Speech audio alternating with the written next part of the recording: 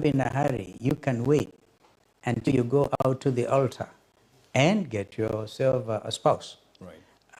Yeah, so from difficult backgrounds in Tiva, where my wife's come from, and Sekuru, out there, in the same county though, but distance-wise, Yeah. quite a place. So yes, Pauline is always watching, and she's with us. And we celebrate you standing behind her as well.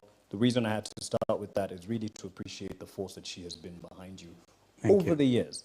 I mean, you've been minister, you've been MP, you've been minister within successive governments, and now still very, very integral in the future of the politics moving forward.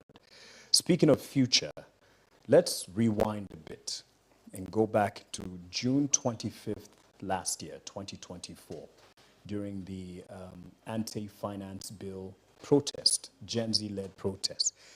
And we have tens of people who have died since from that, people missing, so bloodshed, destruction, but also the significance of what happened on that day when people made way into Parliament was a big statement to the leadership in the country for you.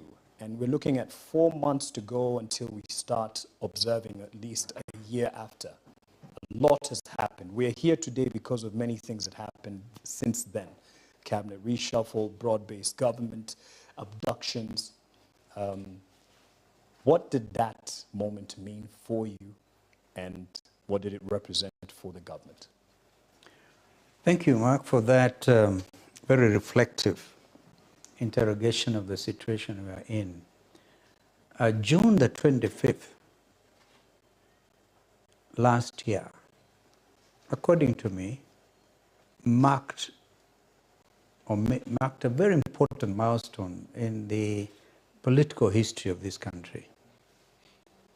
It does, in my view, clearly show that Kenyans have come of age, taken all together. The young, the old, I think years of civic education, and as far as I'm concerned, when we started thinking about free primary education, free, but actually compulsory under President Kibaki, whom I had the privilege to serve as his vice president. This is a generation that actually enjoyed free primary education under President Kibaki. And we gave it to them. There was opportunity. I remember even an old guy called Marube at 84 went to primary one. The excitement then. But the younger ones also coming up. These are the Gen Zs who made a statement, not just in their own country or in the region, but the world over. Because as a result of what they did, they inspired even students, other people, as far away as Bangladesh, when Sheikh Hasina was forced out of office as Bangladesh's prime minister. And we have seen the inspiration right across Africa, in Ghana, in Botswana, most recently. So the happenings of 25th of June, which I want to actually call J25, June 25. It should be celebrated as a national day. That is my strong feeling.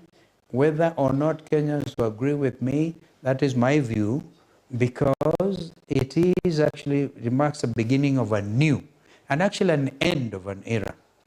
Young Kenyans come saying, no, no, no, we want our country back. Yeah. You guys have messed up. You have a constitution to which you all swore that you would uphold it.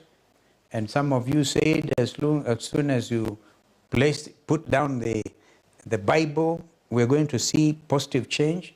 And instead, we are witnessing poverty at levels that have never been witnessed before. So the fact that they even were able to breach Parliament, again, as I happen to be a professional lawyer myself and a constitutional lawyer, the effect of June 25th in terms of Constitution 2010 was that the people decided to exercise their power. And under Article 1, power is vested in the Kenyan people. And they can choose to exercise it, either directly or through their elected representatives. Now, young Kenyans decided our elected representatives are not representing us, so we will exercise our power directly. And the inspiration was hashtag finance bill 2024. I must take you back a year before that. In 2023, I was in the streets along with my colleagues, Raila, Eugene, Mother Karua, Kioni, and I remember Kioni was the Secretary General of Jubilee, was wearing sufuria, and Kenyans were protesting against the high cost of living. Yes. We almost got killed. I keep for my grandchildren a canister, tear gas canister that was aimed at my head, just missed me by inches, and blew, exploded in the car, couldn't breathe. But that was in 2023.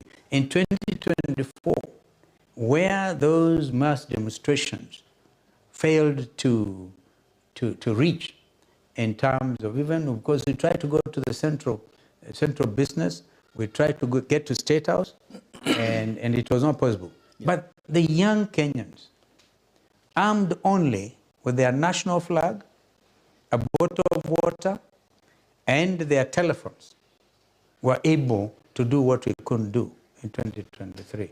And they managed to get William Ruto, the president, to withdraw the whole thing. And he seemed to have panicked at that level, because very quickly dissolved cabinet, and even in trying to reconstitute the cabinet to form what he calls broad-based, some of us have called it blood-based, because we lost over 70 young people, and many others were affected negatively. In 2023, we lost about 65.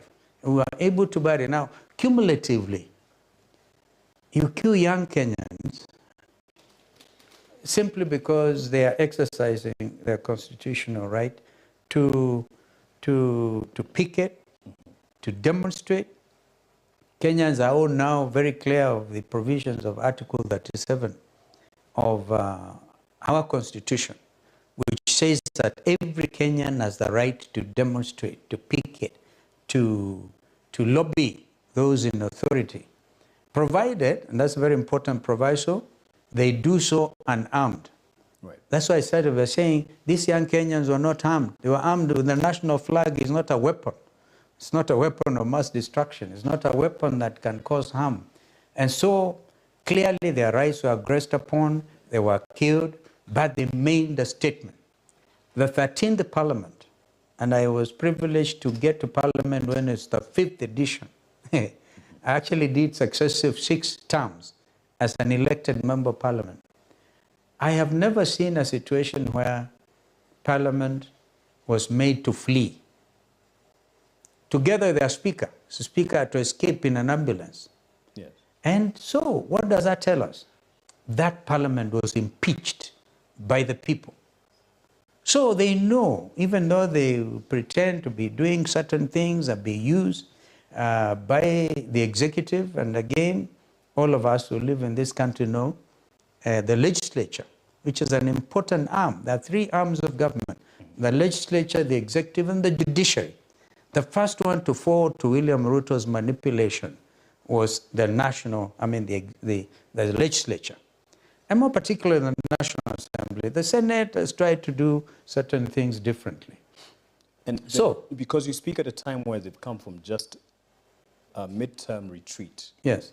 In Naivasha, reviewing where they've come from and seeing what will be their priorities. Yeah. What you're just saying... It's an impeached parliament. They will try to do that. And they know that the majority of them, if elections were held tomorrow, 90% of them will probably go home. Anybody who supported the finance bill of 2023 and 2024, they know deep inside their people are not with them. There are people who cannot. There are elected legislators who are congregating in Naivasha who can't go to their constituencies. It is as bad as that, because once you lose a moral authority to govern, there's no amount of posturing that can make you believe that you are still a validly elected leader. So the majority of them, in fact, the 13th Parliament should have dissolved itself. The Speaker of Moses Wetangula is a friend of mine. And I tried to suggest to him, why don't you just have this Parliament dissolved, call for fresh elections? Unfortunately, we realize there's a lacuna in the Constitution. Right. That this Parliament can only be replaced by another Parliament and that kind of thing. That is what they are hanging on. But we have talked of state capture. I said the National Assembly and the legislature generally, state captured by the executive. Now our worry is state capture of the judiciary. This is, for me, this is the last bastion. This is a hope. And if we lose the independence of the judiciary and make it subject to manipulation by the executive, then I can tell you we do not have a functioning democracy. It can only be a dictatorship.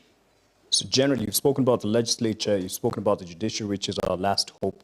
But we'll talk about, there's a purge. People are calling it a purge, but it's really an intimidation to the judiciary to get the CJ out of office, to resign, by 13 advocates to be precise. However, let's speak just to give your current, in terms of state of the nation, assessment of the leadership of William Samoei Ruto. Has he failed? He's done his 2 years, and I've said, I've even served under President Moi, President Kibaki. I've never seen a situation where the government in power enjoys less than 18% popular support as we speak. And that is why you don't hear much about public opinion, polling opinions, and of course they were very popular. Yes. But of course, William Ruto is able to get briefing on a daily basis by the National Security Intelligence, and I'm quite sure he knows that his popularity rating after the Gen Z, I call it revolution, has been below 20%. His deputy, now Kindiki, just the other day was saying the president in 2 years has done more than what played out under the government of Kibaki that you served. I think Kindiki, my learned friend, must be living in Mars, not in Kenya. Because, I mean, can you imagine in 2 years, when did we have so many young Kenyans killed? When did we have a situation where people's rights have been aggressed upon? Where do we have a situation where the level of unemployment is, in fact, unquantifiable? And companies that have left. By the way, I must tell you, following the 2023 demonstrations, William Ruto and Raila Odinga formed a commission. I mean, they call it National Dialogue Committee, and I was privileged to co-chair. Yeah, and we listened, NADCO, we listened to Kenyans. And Kenyans were completely unhappy with the William Ruto administration as at that particular time. Now with the Gen Z revolution, it's even worse. It's whitewashed. And I think Kindiki lives in another country, not in Kenya. You can't even compare the achievement of Kibaki with William Ruto. By the time Kibaki was leaving office, the GDP growth of Kenya's economy had reached 7%. I don't know what it is under William Ruto. And even whatever it is, Kenyans are poorer. Kenyans are very unhappy. When we got Kibaki elected in 2002, Kenyans were judged internationally as the most optimistic country on earth. Today, I think we're the most depressed. The most depressed. This is the truth, and if therefore that assessment by Kindiki can only be his own. You've mentioned NADCO commission that you were part of, and there were some recommendations that were to come from that. And we see something else playing out to lead to another commission. Now we're talking about let's form a commission commission of inquiry to look into the abductions. But almost, do you feel the NADCO commission was worth the time based on what we have done or the government has done so far with your recommendation? I've now come to realize the intention of William Ruto was to use Raila to calm the situation, because already the country was in an upheaval. Yes. And William Ruto did not know how to handle it. So he reached out to Raila and they talked and they formed the commission. Well, as a result of the National Dialogue Committee, the NADCO report, we made a report which has been gathering dust, except, and we actually recommended 9 pieces of legislation, including some constitutional amendments. But nobody talks about that anymore.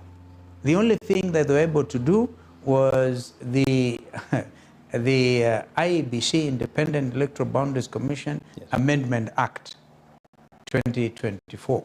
Even implementing that has been a problem until some of us came out and said, the ball stops with William Ruto. If we do not have an IEBC in place, already we're in breach of the constitutional requirement that after every 12 years there must be a review of our boundaries. We are into the 13th year and already, therefore, in breach of the constitution. We had made a specific recommendation under NADCO that we could extend this term to 14 to 15 years. But instead, nobody cares. Even setting up the IEBC selection panel has been a problem, a big challenge. Until now, we said by March, if there is no IEBC, no movement on IEBC, some of us are going to lead the streets. And I'm quite sure this time, that particular time, even the Gen Zs will come back again. So and if there's one thing William Ruto is scared of, is a Gen Z revolution. Would you say it was a result of that threat, that true threat that people go back to the streets that we saw in the past week, the select panel being appointed, and now at work? Do you credit that to the threat? Well, not necessarily the threats, but the reality of the situation.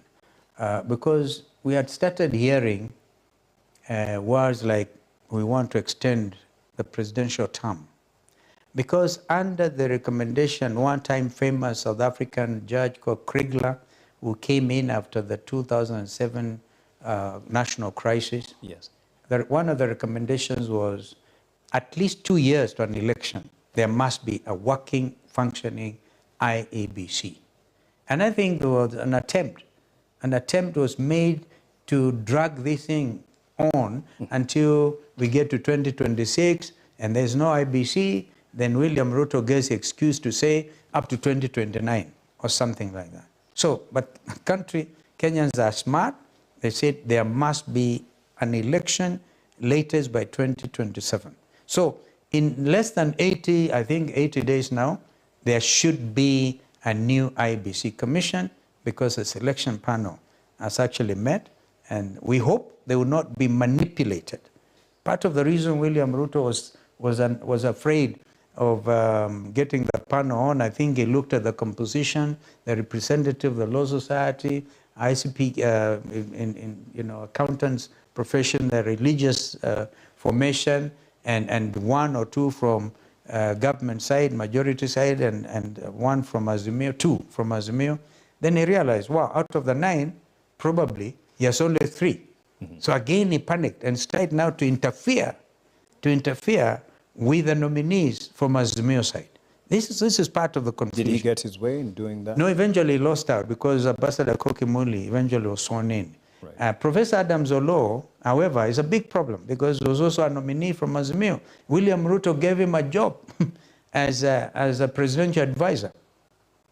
So I had to advise him to choose, because you cannot serve as a state officer and also go into IEBC selection panel. I hope he has resigned that appointment by Ruto. But what does that mean to us in Azimio? It means that we have compromised. I hope Adams Olo will rise to occasion. And more importantly, they're supposed to act as a selection panel, give us the best, the best in terms of the chairperson, and the deputy chairperson and the commissioners of the IBC. So are you confident with the formation that we have?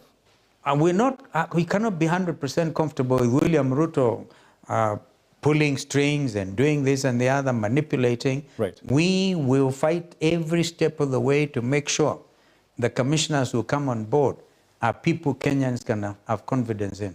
I've had people say, for example, if it was retired Justice Maraga, yeah, being the chairperson, Kenyans can live with that. If you're going to bring in, and unfortunately we say, fortunately or unfortunately, one of the NADCO recommendations was a principle of consultation between the two principal sister, Mother Karua. Decided, no, I'm not in this anymore.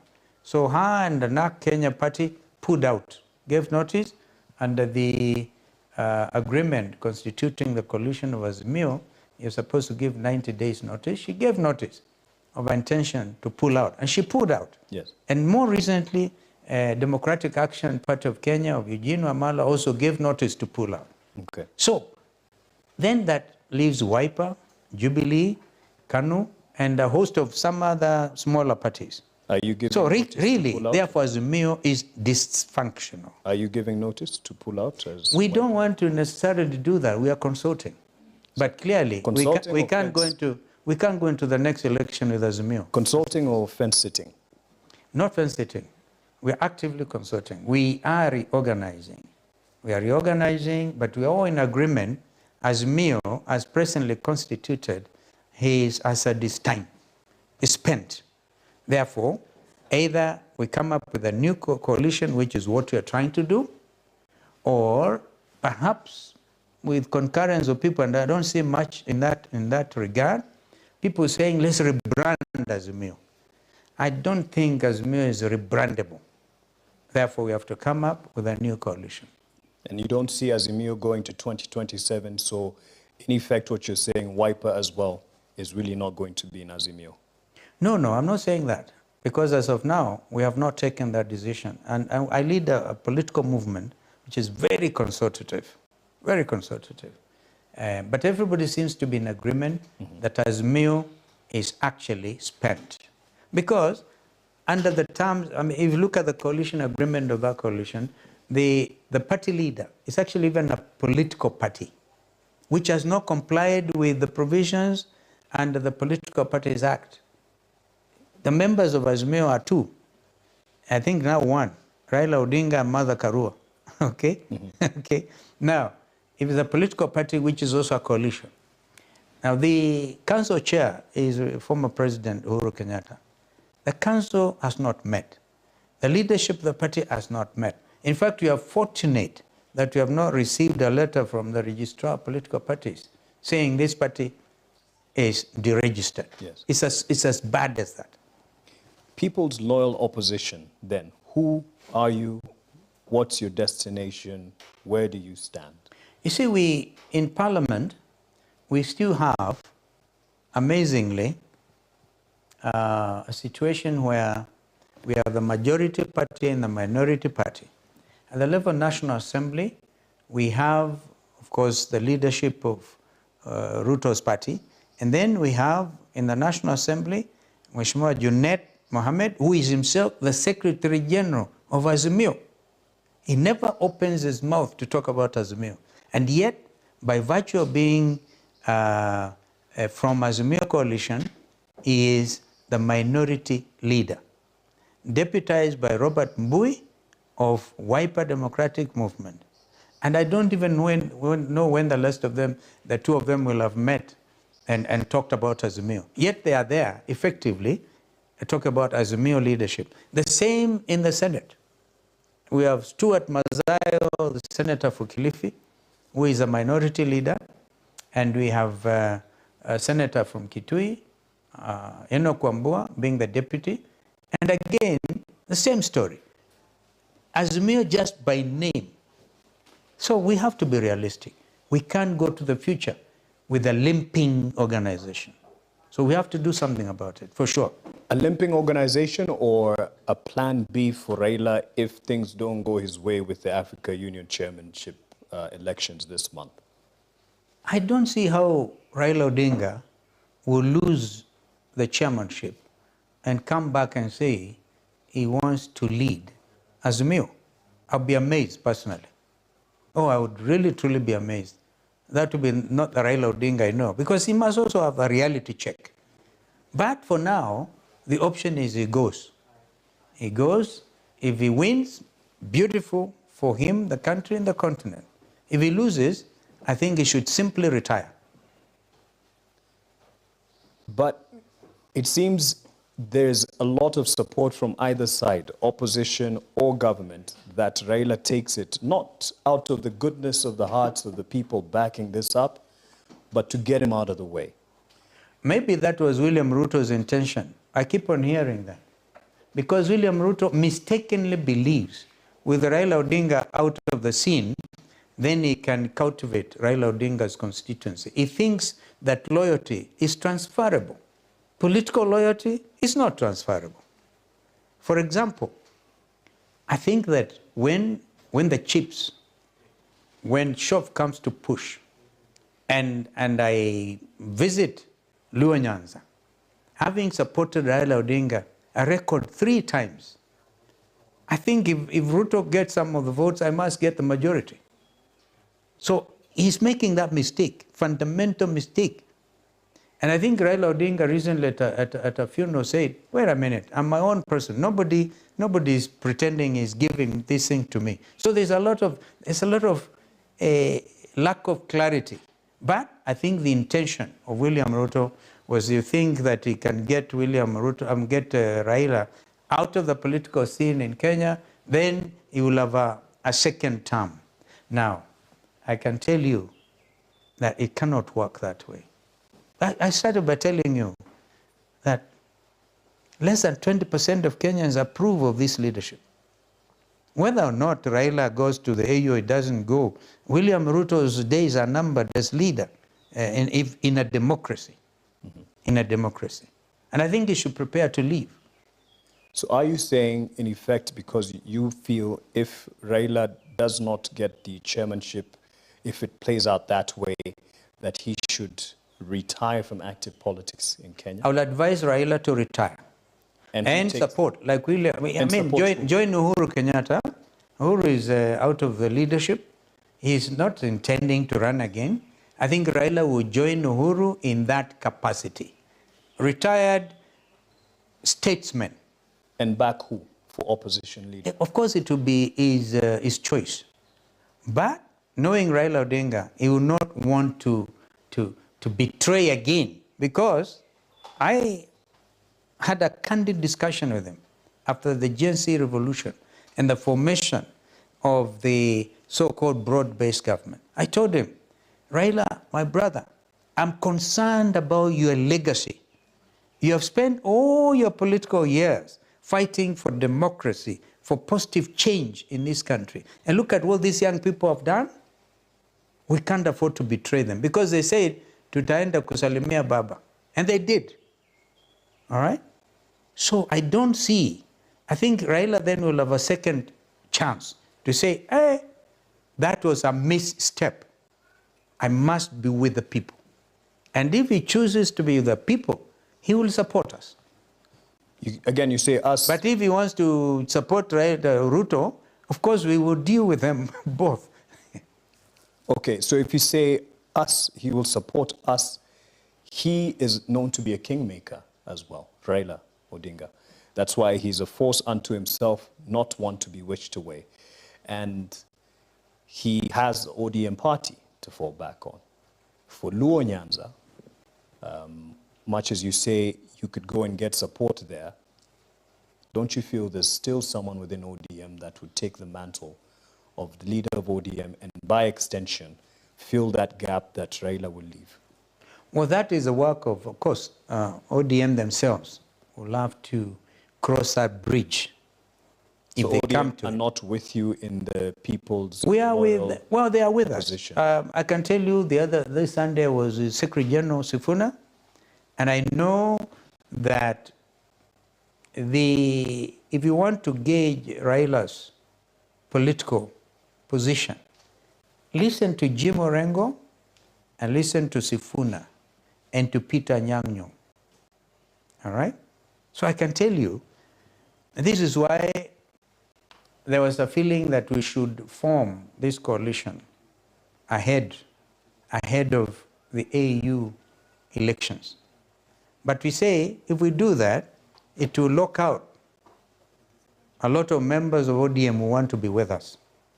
So we have taken the decision, say, let us get Raila's election done over with, and then we reconstitute our new coalition. That will take into account ODM. Someone watching might say, Honorable Kalonzo, you're really trying to get rid of Raila. No. Get him out of the way. No, So it is Ruto. It is Ruto is actually doing that, as we are not. But you'd be happy that he gets it and he is out. Of course, we are happy we get the chairmanship, and of course he shared with us the vision and whatever. Yeah, but it's not a matter of getting, it's not really getting rid of Raila Odinga. By the way, we are not getting younger, are we? Raila is now turned 80 years. Let's be realistic, okay? So this is where we are. Okay. I need to get to the point of opposition because many have said we do not have an active opposition and a voice to stand for the people against the government. Do you see an opposition? Who is it? Oh, Who is we the are. leader? We are the opposition. And those who are saying we do not see an active opposition, let them just I'll give them two examples. The loyal opposition, the people's opposition, decided will not allow the takeover of a strategic national institution like the Jomo Kenyatta International Airport. It's a security installation. And imagine what would happen even to the security of this country if this is under foreigners. We not only opposed that move, but we went to court. I personally went to court. Raila is on record as supporting that deal, isn't he? I think he changed his mind. I think he said, he wasn't fully in the picture. He tried to support. Okay. And that, again, that is his right. He supported, maybe at the wrong facts or something. Over that, we differed. This is the thing about the essence of democracy. So if Raila supported the takeover of JKI, I opposed the takeover of JKI, we are still friends. But we have to take into account the national interest. It had to, when William Ruto realized this is a big mistake, he cancelled it. Of course, perhaps persuaded by what the Americans had also done. Mm-hmm. So that's one example. Would you call that a weak opposition? However, some might Look say at this other one. single-handedly, it was Nelson Amenya who actually... Well, Nelson Amenya was a whistleblower. We are very grateful to him. But Nelson Amenya did not go to court to handle this matter. But thanks to him. Oh, we thank him, for sure. As and a whistleblower. also picked up with Gen Z. Yes, the Gen Zs. In fact, in one case, we were appearing before Justice Namue, and the Gen Zs crushed it. Mm-hmm. In my view, I wouldn't say any Kenyan, but the majority of Kenyans will know the importance of such a strategic national institution. Yes. So I'm just giving you the example of how effective the opposition is. Yeah, the other example. Not only that, when the young people have been abducted, again we went to court. We demanded that we want these young people produced dead or alive. We wanted the presence of Inspector General of Police and the DCI man, okay? And they were prevaricating. We went to court severally. Did they not eventually show up? So this is actually practical demonstration of the strength of the opposition, this time leading by example. I've actually openly said, as opposition, we want to have discussion in the Law Society of Kenya, see whether we cannot now form a commission of inquiry. It cannot be led by William Ruto, nominees or appointees, where the civil society groups, the church groups, concerned about the killings of our young Kenyans, right, forming a commission of inquiry, because the police have themselves said, we don't know who is abducting these people, right? And everybody is running away from it. And yet there's a squad. Yes. So the truth must come out. There's been an international hue and cry over this matter. It is an aggression against people's rights. It is a crime against humanity to abduct people. And we're also actually dealing with it from that angle. Right. When we did the 2023 demonstrations and young people were killed, we instructed the lawyer, Paul Mwangi, to take this matter up with the International Criminal Court. Now we've been compiling all this evidence. This is more than opposition. This is real. Real. And without demeaning my brother Raila, I can tell you that Raila knows who has always been behind him and beside him. So we are not chest thumping, but we are the opposition. And of course, the young people as well. They have come out as a real opposition. In fact, our business right now is to organize this country, put it in order, and hand it over back to the owner, give it to the owners to continue. Is Honorable Stephen Kalonzo Musyoka saying he is the leader of opposition? I think my colleagues have actually been saying so. If you listen to my colleagues, they've given me that honor. So far, presumptive. There's such a thing as facts speaking for themselves. Okay. Lawyers will call With that the doctrine. blessing of the They know it. default opposition leader Raila Odinga. You say He has never come out to say, hey, my friend Kalonzo cannot be the leader. He knows it. but he hasn't said it. He hasn't said it, and I can understand. Maybe he thought by saying that it may jeopardize his chances with William Ruto, because his candidature is state-backed. And if it's state-backed, it is the men and women who have the instruments of power, who give instructions to the Minister of Foreign Affairs to carry out campaigns on behalf of the country's candidate. Therefore, obviously, Raila is beholden to William Ruto in that regard. And therefore, maybe he says, Steve, take over the leadership of Azimio, maybe that will annoy his benefactor.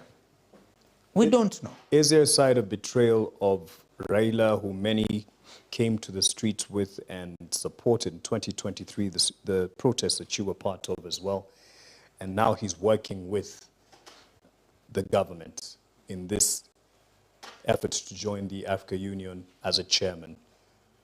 Has he betrayed the Kenyans who backed him? I think that one is, the jury is out there for Kenyans to take some informed position. I think that knowing Raila, he would want to take the earliest opportunity to tell Kenyans that he never betrayed them. How that will happen, I think, is entirely up to him. But I don't want to pass judgment. It is his constitutional right. By the same his argument. constitutional right. Exactly. To do whatever Yeah. he thinks should be in the best interest of himself. Yes. Yeah. The issue of the broad-based government, which you've called, or you said, is also called blood-based government or bread-based government by some people, is in the same extension or same breadth of argument, that line of betrayal. So you say you speak... The guys who have joined William Ruto as cabinet Raila's members, yes. they are not Raila's people. In fact, I remember Raila himself saying, these people have joined on their own, all of them.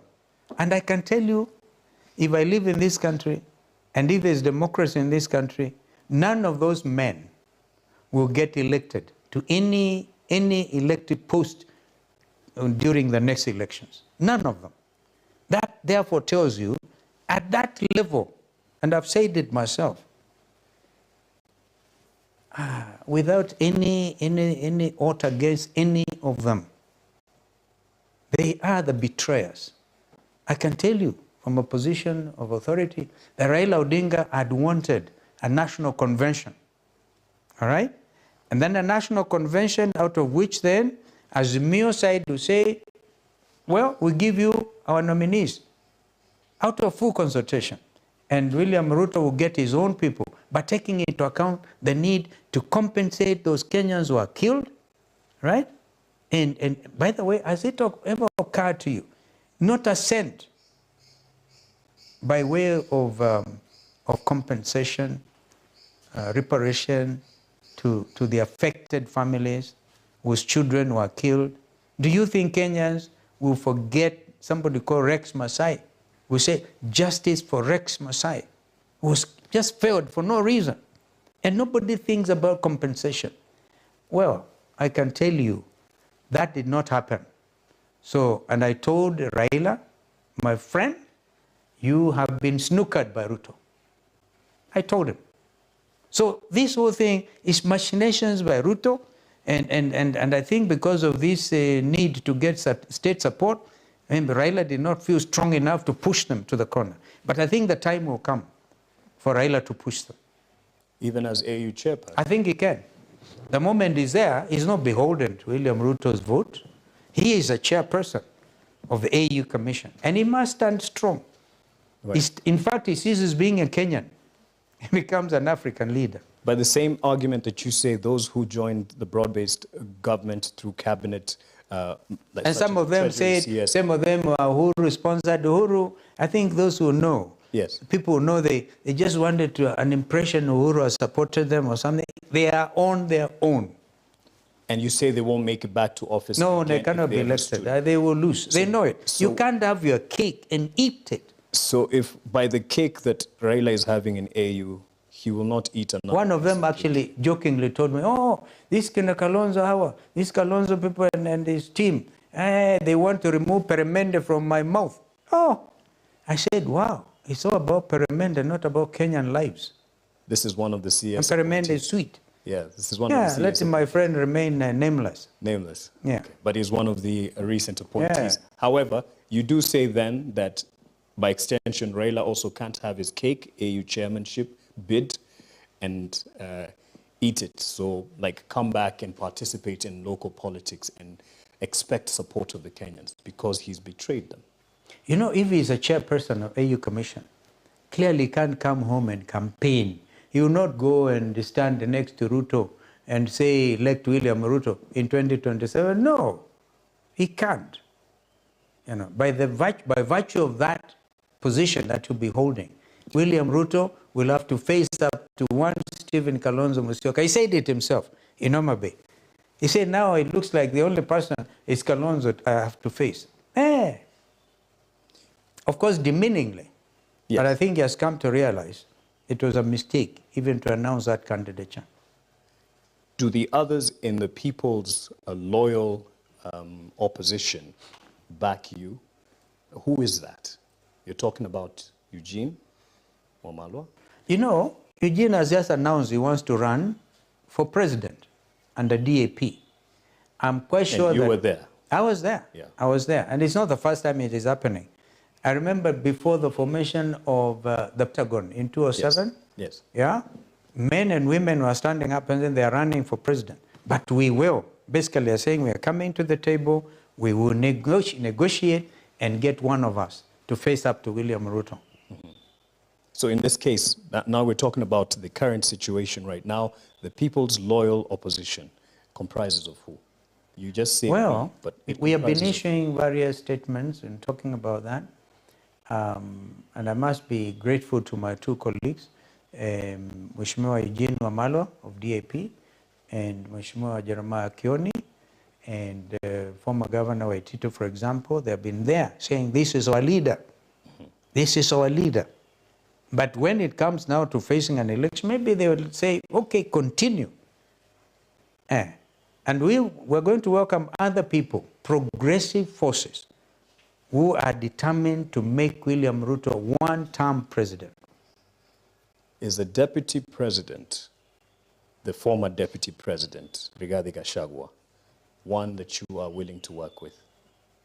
We'll work with every progressive leader who is determined to defeat dictatorship we are seeing right now. And an administration that is not only involved in serious pilferage of resources, but also misrule and 90% move towards total dictatorship and totalitarianism. So there are many others. If Mheshimiwa Gachagua wants to join, of course, we'll be most welcome, and others and others. Right. He says on February 9th, that's in a few days, I believe 6 days, he will be making a crucial announcement. But what is happening right now is that he is looking at a report outlining Kenya's preferred form of governance. Are you privy to this, since this is someone you're working with? No, we met, of course, at the launch of the new headquarters for DAP. Yes. And I remember I said very solidly that in removing William Ruto, we will have to be selfless. Yes. Selfless. Because Kenyans would want a regime taking over, which is going to actually even address some very basic issue, like the integrity of the payslip. Today, an ordinary Kenyan is paying, anybody on a payroll is paying close to 49% of their income to William Ruto's administration. And it's unimaginable. Donald Trump has come to his second term in the US telling the world and Americans that he will cut down taxes. So, and William Ruto has himself happily accepted to be called Zakayo by Kenyans. He doesn't mind overtaxing Kenyans to do stuff which is, some of it is incredible, like this housing levy. We have said that executive order number 1 of the new administration will be to get rid of the taxing, the housing levy taxation. Mm-hmm. It is unconstitutional. It is, in our view, outright theft from Kenyans. And we've also said the health sector has collapsed. Those legislators we referred to, well, the other day in Naivasha, they have since come back to Nairobi, I believe. Right. They're very clear that this social health authority, and SHA and SHIF have failed, right? An old mama called Njoki, who was a nurse, goes to tell and scream on top of her voice that this thing is not working. And what does she get instead? She's arrested by a group of policemen. And she's supposed to be appearing in court to answer charges. For what? Right. This thing has failed. Our education system is in shambles. Yesterday in Ethernet, for example, the pastor there brings to the front a young person he has helped to go through high school, took him to Meru, although he's from Masai land, and they're saying this young man has got a B, all right? So how do we now, can you people try help me? And even the teachers, some ladies who qualified as P1 teachers, many of them out there doing nothing. So we told the pastor that this is very good, that you have educated this young man of very high moral probity, and you want him to go to university. But we can tell you that we used to have Higher Education Loans Board, which made sure that Kenyans, young Kenyans who wanted to acquire university education would get funding for it. That's how we all benefited, including William Ruto. I actually, when I was Minister for Education, appointed the present-day governor of Baringo as the CEO of Higher Education Loans Board. A lot of Kenyans have benefited. Yes. Now, children from poor families have no hope of attaining university education. So if you take together, health is failed, education is shambles, all right?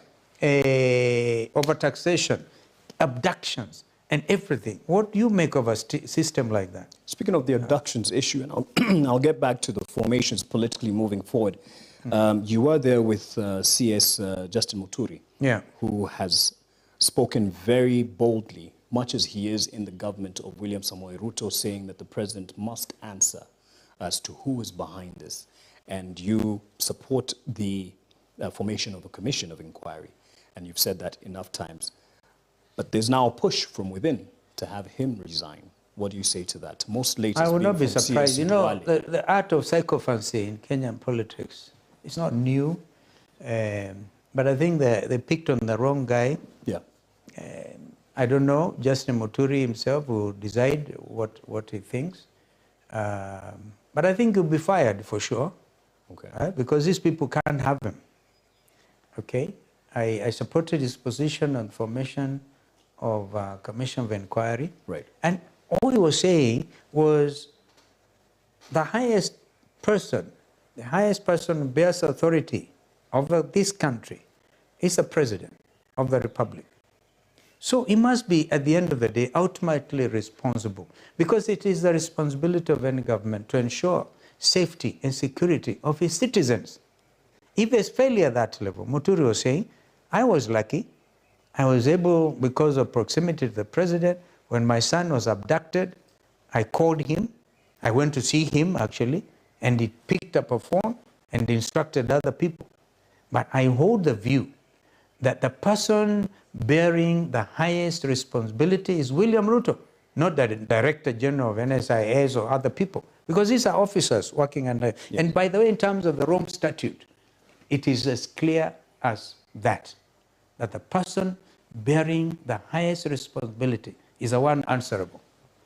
And in your view, this person is none other than the person behind this. Could you call it state-backed? Yes, state-backed. You're saying President William Samoei Ruto is responsible for the abduction? We buried the chairperson of the Kenya National Human Rights Commission, Madam Roslyn Odede. Yes. And at our funeral service, we all really were appreciative of the position the Kenya Human Rights Commission took on the 26th of December on abductions. And I remember retired Justice Maraga himself calling this state-sponsored. It's all state-sponsored. We are Kenyans, and this is a country you can never lie to anymore. I remember there's also artificial intelligence. Yes. It's possible to see who is lying and who is telling untruths. And so this matter, therefore, in my view, the person bearing the highest responsibility is the President of the Republic. And you have information, you have intelligence, of course, even in your circles right now. There's been moments where you've said, especially when people said you backed out on standing with Baba when he was doing the parallel swearing in back in the day. Oh. And people say you have information as to whether people are following you and what have you. If you have this information as to this being state-backed, how else could you use it to the advantage of Kenyans rather than just calling a press briefing? If you do know and you have the intelligence. Well, just said we are in the process of consulting now, constituting a commission of inquiry, which I propose should be led by the President of the Law Society of Kenya or our appointee, because this is a reputable organization, and other people like Boniface Mwangi, I mean, all the activists and others should feel free to come and be part of this process. And the churches as well. Yes. The Catholic Church, the Evangelicals, the Anglican Church, everybody wants to get to the bottom of this issue. Okay. But it cannot be left to William Ruto, who is himself seen to be complicit. Right. Yeah. And now back to what we're looking at working forward. And I want us to talk about this space in a bit as we go back to your experience of political agreements, since you have a lot of experience in people coming together saying they will honor this agreement and that agreement, but people don't always keep their word. For those who might say... By the way, yes. Without cutting you short, you referred to the swearing in of Raila Odinga yes. after the 2017 elections, right? And then that led to a handshake, yes. Okay? That was a fiasco, absolute fiasco. In fact, when the ruling was made in our favor that there should be a repeat election, Raila and us felt, without leveling the playing field, it's not going to work. Mm-hmm. I actually took the time to take my wife to hospital during that repeat election. Right. And although I would address congregation, people, wherever they were gathering, and to tell them not to turn up for that election because it was fake, Uhuru Kenyatta saw that the writing was on the wall. He looked for Raila Odinga, okay? And then they had the first handshake. And even that handshake thing, I saw it when Raila was reading from Harambee House. Yeah. Musalia Mudavadi was the other colleague at the time under NASA. So there's been a lot of political deception, all right? And some of us are fed up. I can't play that kind of game. No. And I think I've realized my biggest problem is I've been too trusting as a political leader. I remember this one I can mention, Raphael Tuju, told me, Steve, your problem is when you say, let us pray, you close your eyes. And when you open your eyes, you're on your own. Yeah. Yeah, this time I'll keep my eyes open. So in that regard, because this time there's a lot of maneuvering politically, it seems, or it would seem, you will be working with Rigathi Gachagua. With the team. It will be a team. Yes. Put it that way. Must be a team. He not too long ago was with Martha Karua as well. We'll be working with Mother. We work together. We'll work with Mother. We'll work with everyone. Someone might look at the picture and say you're working with someone who has been part of the government of the same person you are castigating right now. See, why don't we cross that bridge when we get to it? I think Rigathi Gachagua is saying a lot of things some of us didn't know. And I think it would be good, I will be waiting to hear what he says. Did you say the 9th? February 9th, yes. On the 9th. I'll be waiting. I'll tune in to hear what he says. Because a lot of truths are coming out. I think it's clearly showing that he's a truthful man. I think in the house he has a bishop, okay? Right? So, yes. and so you don't want to condemn a person unheard. Yes. Yes, I've heard people say, oh, you're part of the same crowd. No, no, no, no. I think by now, for example, I've been called names. I think the ones who called me names are really the ones who now rightfully own up to those names. Honestly, I don't want to name names. Watermelon, those names. Do you hear anybody talk about watermelon? Because we have taken a stand. Right. I said, we will stand with the young Kenyans. I've said it, in fact, I'm calling it J25, June 25 revolution. Yes. And we give it to the children of this country. And others went in and took bread, perimendes, and what have you. Mm-hmm. Honestly, how do you ride on the blood of our children? I have a problem. And therefore, anything that smells blood for me, out. Okay. Yeah. But so far, you're willing to listen to Rigathi, you're willing to listen and... I don't know, I keep on repeating Rigathi. Yes, I'm telling you, the team. Yes. Maybe he's the new kid in the block, I don't know, as they say, blue eyes. He's outstanding. Because he's actually saying it, as nobody else will have heard. Did he not mention, I think he mentioned the racketeers and others? Mm-hmm. Yeah, and he's going to tell us.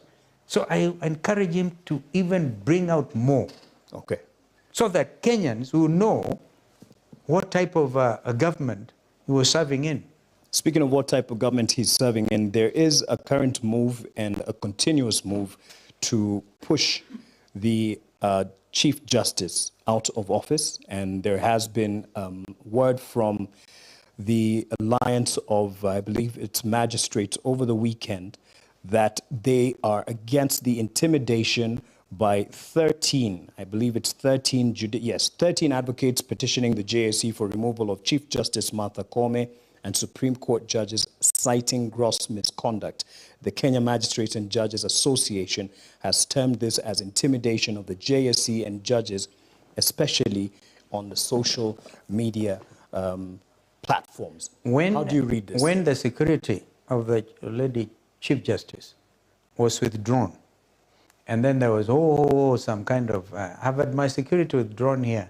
And you get excuses like, they have gone on training, right?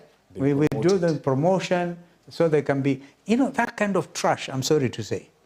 The reality was the security of the Chief Justice was, if it was not withdrawn, they threatened to withdraw it. Yeah. And that is an aggression against one arm of government, which cannot be allowed in a democracy.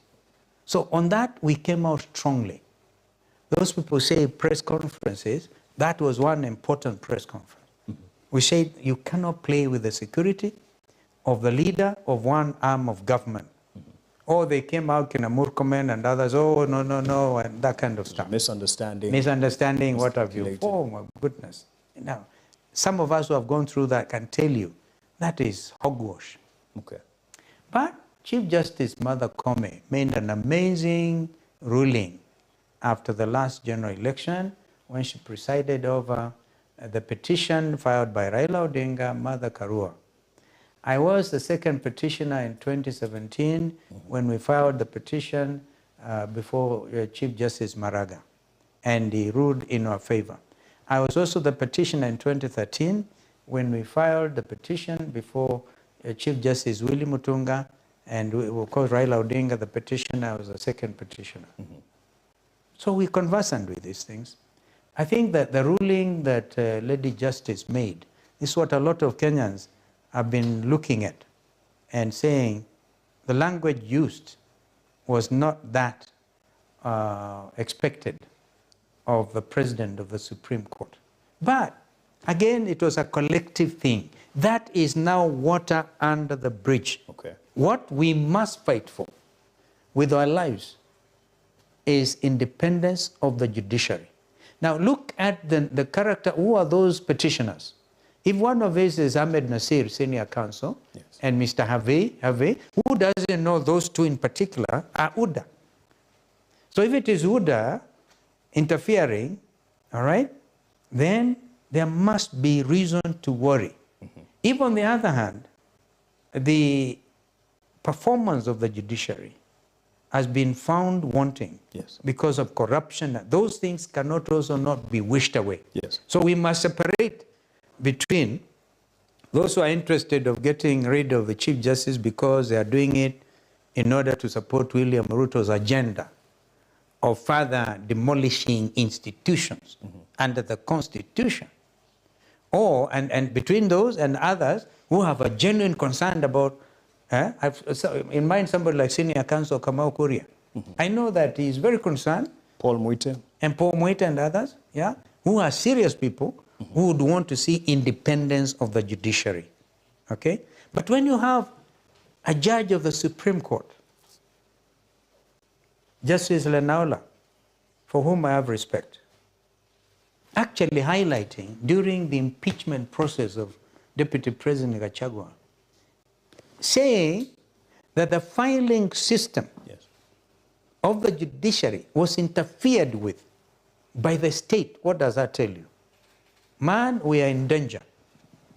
On that account alone, that is worse than Watergate under President Reagan or President Nixon. William Ruto's government should have resigned if it is indeed true that they interfered with the filing system of the judiciary to allow an aggrieved citizen from filing their own papers. Yeah. So that, and I don't know how many Kenyans will have caught sight of that. So this issue of trying to interfere with the independence of the judiciary is a very serious matter. If they want, on the other hand, to have a tribunal, if you want to get rid of the Supreme Court judges, you know you have to form a tribunal for each one of them. How long will that take? And where does that leave the country? So we have to have serious interrogation of this whole matter. But if there are those who are driven by bad faith, lawyers will call them malavidis, yes, bad faith, then we must call them out. We'll call them out. And speaking honestly to her performance and the performance of the judiciary, judges and what have you, to the complaints of how efficient they have been, that's your profession. And honestly speaking, what's your assessment of the judiciary? A lot needs to be done. Yeah. There's corruption everywhere in our system. And it therefore behoves, that's a role of the Judicial Service Commission, right, to do something about it. It's an indictment against the performance of the Judicial Service Commission itself. Is that a reflection of the CJ? Reflection. Is it a reflection of the Chief Justice? Well, yeah, one can look at it that way, but I then look at the politics, separate the performance of the Chief Justice from those who want to take opportunity to further denigrate the whole thing about separation of powers. That will not allow. Okay. So in your as senior counsel, I would say flatly, no. And you see a push from, because of those who are backing it up, members of UDA. UDA. Senior counsel. It is definitely a push from. Of course it is. Everybody knows that William Ruto has his own formation because he cannot phase up to the next election with Chief Justice he's not sure of. Right. Just reading some of the comments on YouTube, and there's an audience on TikTok. I don't know if you're on TikTok yourself. Yeah, I am. Yes, TikTok, YouTube, and Facebook, and many are following the conversation. We thank you for that. We have Collins Kime. I don't know if you have sent him to write this, but he says, Kalonzo and Martha Karua for president. Ruto must go. Joel Mutua says, Kalonzo Matiang'i ticket. Frederick Otieno says, if Baba fails, let him be in the side of people and support Stephen Kalonzo Musyoka. Sami Ngere, Kalonzo Musyoka, Tosha for 2027. Free Agent Podcast, if we are serious about this country and we want to be successful, then Stephen Kalonzo Musyoka is the only option we have. Hey, umetuma watu kwa comment section. I haven't sent nobody. Maybe Paloma. Maybe. No. She's in the background somewhere here. I doubt. But keep the comments going, and please, to the team behind the scenes, please send me the screenshots of the same on my platform so I can be able to read that. To this room where we speak, just as a sort of a break into the next part of the conversation, this gazebo in your home. Tell us the story about this room. It's a very unique small gazebo. If it was able to speak, it can tell stories of its own. But it happens to be the setting of the book that I wrote, Yes. Against All Odds. Yeah. Because it was in this small gazebo, for example, in 2013, when my brothers, William Ruto and Uhuru Kenyatta, in the company of a gentleman called Jimmy Wanjigi, came. In here? Yeah. It was after what we had that formation called G7. And G7 did not work, and it was looking like, So they came to come and tell me, you know, you've been part of us. And remember, I even undertook the famous, or is it in famous, shuttle diplomacy because of ICC. Yes. When I said that it is shameful for us as a nation to have our citizens tried in foreign lands. Let's have a local mechanism that will deal with this matter of post-election violence, the victims of the same, and blah, blah, blah. Something you got castigated for as well. Yeah, it was castigated, yes, and others appreciated. Death out of that, yeah. And so they now came and said, we are tied to the hip. That is William Ruto and Uhuru Kenyatta. So we want to persuade you to look for anything else. Remember, at that point, I'm vice president. And they are telling me, a vice president who wants to run for election, they are telling me to support them, and perchance they might give me the speakership or something. So I was very blunt, and that's my problem. Because I was very blunt with them. I said, my friends, you know, if I was to drop my bid now and say I'm supporting you, I will not be adding value to you. So I wish you well, but I'm not supporting you. The following 2 days, Raila Odinga comes here to this gazebo. And Wazirs have asked me, he comes with some leaders, yeah, people, men like David Musila, Johnson Modama, and others, to ask me, are there things you and Raila did to each other which are irreconcilable? Because we want you to work with them. The setting is this gazebo. Yes. So I told them, except one time Raila said, jokingly, when I was leading in opinion polls ahead of Kibaki and Raila at one time. Raila Odinga now, to dismiss me, said, politics is not beauty contest. That's the only thing I remember negative. Yes. All right? I have no problem. So we decided to work together. Yeah? The setting was this gazebo. And since then, international friends who want to see me at home will come here, and other friends who have serious consultations. I hope it is not bugged. There's never been any walkout. We will sweep this place. Safe to say that probably is, but there's never been any walkouts from this room? No. When you had at least because it is at home, I think it has got that dignity. Everybody who comes here respects it. And we pray here a lot. So it's actually, for me, like an altar as well. We pray. Because you've mentioned the irreconcilable or irreconcilable differences with Raila. In chapter 18, you say, ups and downs with Raila. My relationship with Raila Odinga has been interesting and intriguing, full of drama and controversy. It is a relationship that has left me bruised and smeared in political mud and at times smiling and shining in heroic oil. The media and political analysts have at times described us as sworn enemies. His supporters have in some instances accused me of betraying him. Some even gave me a tag, the watermelon, during campaigns for the draft constitution in 2010. When I joined the government of Kibaki in 2008 after the disputed 2007 general election, anger and fury greeted me from Raila's supporters. Where is your relationship right now, would you say, with Raila? I think I've spent a lot of time telling you I have no issues with him. We are wishing him well in his bid for the AU chairmanship. As of now, we're in Azimio, whatever is Azimio. That is spent. Yeah, which is almost spent, almost, because it's still there. Because I gave you the example of our leaders in Parliament. Yes. All right, so within Azimio. But apart from that, very little else. I have personally no problem. I've told Raila my mind. Our relationship has been such that I tell him what nobody else can tell him, and he also tells me the same. So, right now, I told him his legacy is in jeopardy. Yes. I told him that, and he must do something to reclaim it. If it is his AUC business, if I were him, I would say, forget it. My country and everything is more important. Because he has he has built such a legacy, right, that you just can't throw it out.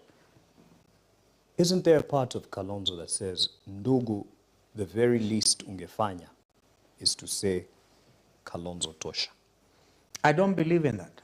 If we will have I wouldn't want to force it on him.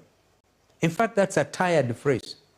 Kenyans don't want to hear of Fulani tosha because this tosha business brings problems, all right? So people must stand up. If Kalonzo is spineless, no amount of tosha Kalonzo can help him. But if the guy has stood the test of time, and Kenyans are seeing a different Kalonzo, all right? Mm-hmm. Then they should support him. And when they do, knowing Raila, he also say, niko hapo. There's someone else that you mentioned came to this gazebo and brought Raila, and that is Mudhama. Yeah. What is your relationship with Mudhama? He's my brother. He's my brother. He's messed up. He was made chairman of UDA. Yes. Because they thought they get Mudhama as chairman of UDA, then Kalonzo is finished. There are those who believed that Mudhama was my financier, Mudhama was everything, all right? Now the story is different. Mudhama knows he's my brother and he can come back to me. I've seen him the other day complaining somewhere that he's the one who makes presidents. He made Kibaki, he made Raila, he made Ruto. But he should not be left kwa mataa. So he's my brother. Anytime. You'd still talk to him? Well, we met at a funeral last time. I gave him a responsibility to talk to his community, right? And make sure they kind of speak the same language. I didn't seem to have taken that seriously because his idea then was take the community, take them to Ruto. Right. And it's him, he's quoted in an article, Mudhama, as saying that the BBI, Building Bridges Initiative, was used by Uhuru and Raila, both who've sat in this gazebo, to find and forge a way forward to avoid honoring the famous Memorandum of Understanding that you have previously spoken about. You were played. Oh, I've been played. That for sure. By the way, I hope Uhuru does not mind if I say this. Recently I met him and he said, my brother Steve, forgive me for what I'm going to tell you. So I said, hi, how can a former head of state apologize ahead of time about what he wants to tell me? He told me, the problem with you is you're too trusting. Yeah, I will forever thank Uhuru Kenyatta because I now have to be less trusting of anybody when it comes to these issues about leadership. I have been played, but I think Kenyans now know I've also been selfless. I've been able to say, if it is a decision, let us all go in that direction after reflection, after consultation. For example, in 2022, I mean, can you imagine having been Raila's running mate in 2013 and in 2017? And on both occasions, according to me, we won.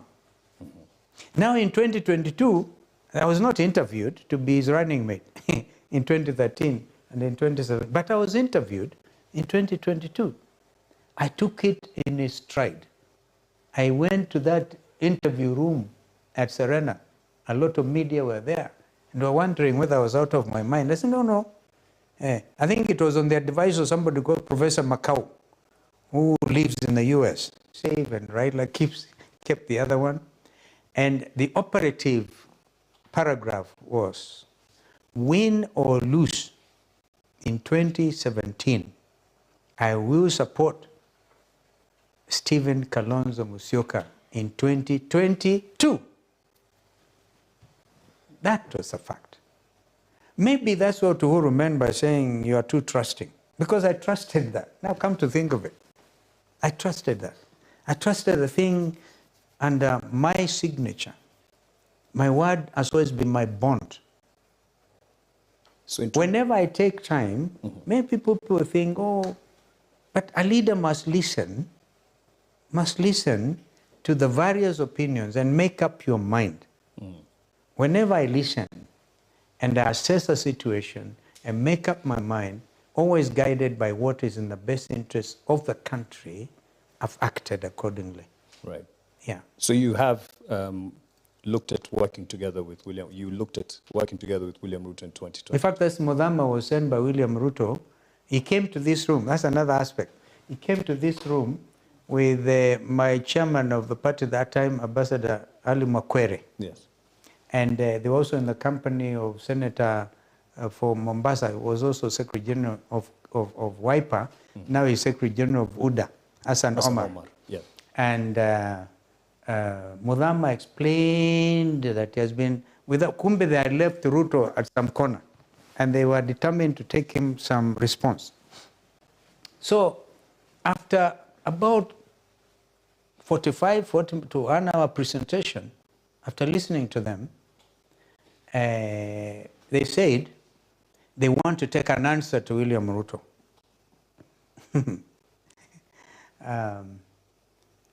Take an answer to William Ruto. I thought of, I love music, and some of it is political music. Yes. I don't know whether you have seen a group that sang, the answer is written in the wind, blowing. So my friend is blowing in the wind. If you Google that, you'll be amazed. How many times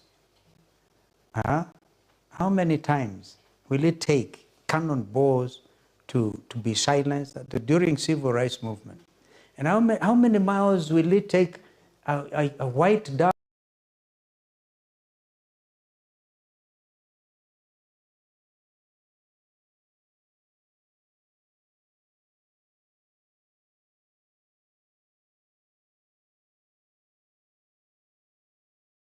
to fly until she sits on the sand?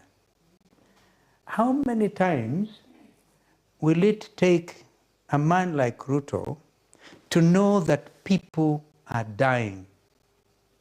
Because I think they wanted me to join them.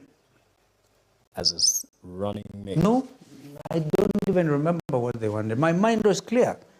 I couldn't join William Ruto. Even now, my mind is very clear. So when people are saying, oh, okay, now Kalonzo is and right, actually, recently there was a Standard newspaper report saying the last man standing. So Raila called me from Malindi, and we laughed, and he said, wow, you are the last man standing. Yes. So I think Kenyans have now come to appreciate who I am. Very simple. Very caring, by the way. Yes. I love my country. And I love my friends. I don't know how to betray my friends. I don't. And I would want anybody perhaps to say I betrayed them. No. Right. I just do what is right. Right? So that is Mudama. He's my brother. And I think he knows he has to come to do what he must do.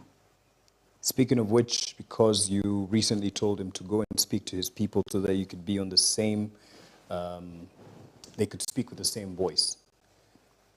Kamba Nation. Who is the leader of the Kamba Nation today, politically speaking? These are people led by Constitution 2010. The 3 counties in our region, and these days I hear it being referred to as part of the mountain, because there's been an integration with their cousins, the Kikuyus. The Kikuyus, the Merus, the Mberes, right? The Tharakas, where Kindiki comes from, the Kambas. These are historically one community. And I think they realize in order to have security in the country, right, they should hold together. So they looked at the history, they looked at all these things.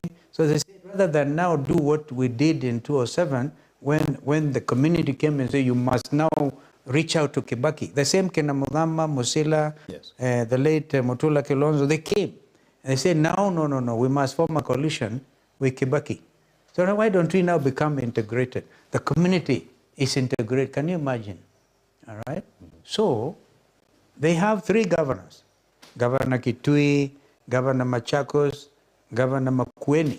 Those are their leaders at that level. At the national level, their leader is the Constitution of Kenya. Politically speaking, is But I'm part of them. Musyoka, Alfred I'm not a community leader. Is Alfred Mutua. I've never laid claim to being, but I think the community looks at me and they have understood me. And people are actually mystified by that community. While other people struggle to win the confidence of their communities. These people know me. They elected me when I was a bachelor, before I married Pauline in 1985. I never used to smoke. I never used to drink. And when I want them to laugh, I say I was never even a womanizer. So they know me. They know me. So, yes. So when you win the confidence of the people, okay? Who has the confidence of the Kamba Nation, politically speaking, as their leader? Is it Kalonzo Musyoka? Is it? I think they support me now more than ever before. And that community is so united. It's unbelievable. So united. Absolutely united. Okay. Yeah. You have But they unite around an idea. Do you unite? I think they unite around an idea. Yes. All right? And they are very, Kalonzo. by the way, they are, when it comes to a warrior nation, that's a warrior community. That's why under President Moi, right, to keep the country going, it was the Kalenjins and the Kambas. And during the Second World War, by the way, it was the Kambas and the Kalenjins who were always fighting. We went on a state visit to Eritrea with Mzee Moi when I was his foreign minister. And we saw Kibet, Mutua, buried out in Eritrea. So this is a very serious community. And they don't play around.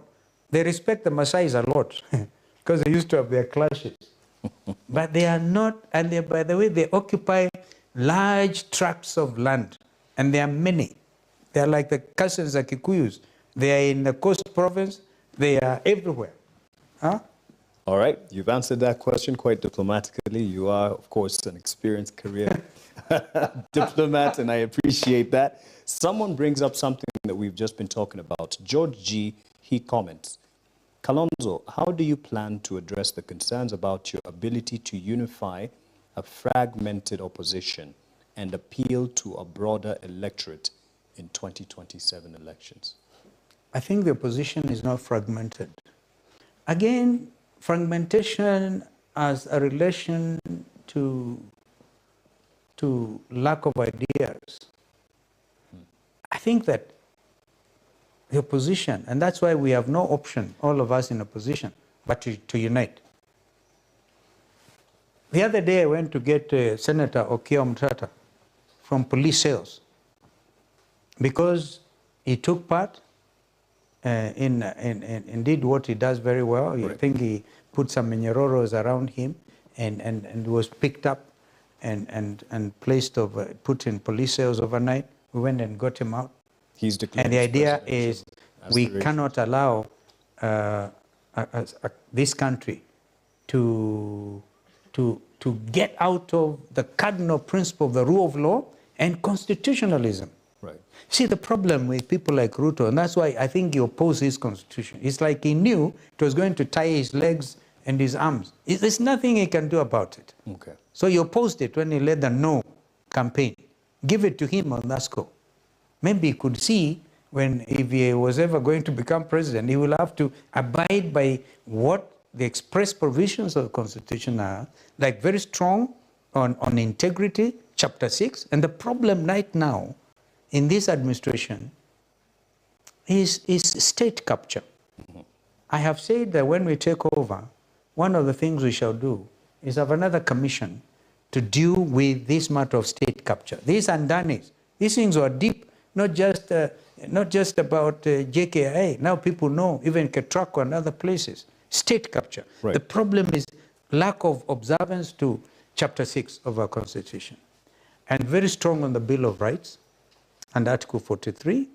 Our Constitution is what is going to unite us. Anybody who wants to uphold the rule of law will have no option but to unite under that idea. Okay. And I'm not worried at all. Okay. I'm not worried because I think people will unite together. So you have clearly said when we take over, that's the first thing you'll deal with, meaning you envision taking over the leadership of the country. Would that be as you as a leader? Is Stephen Kalonzo Musyoka? Of course, I'll attempt, when the time comes, to convince my colleagues to back that effort. Your effort. Because I believe the time is now. This is the time. If there's anybody in our ranks with, can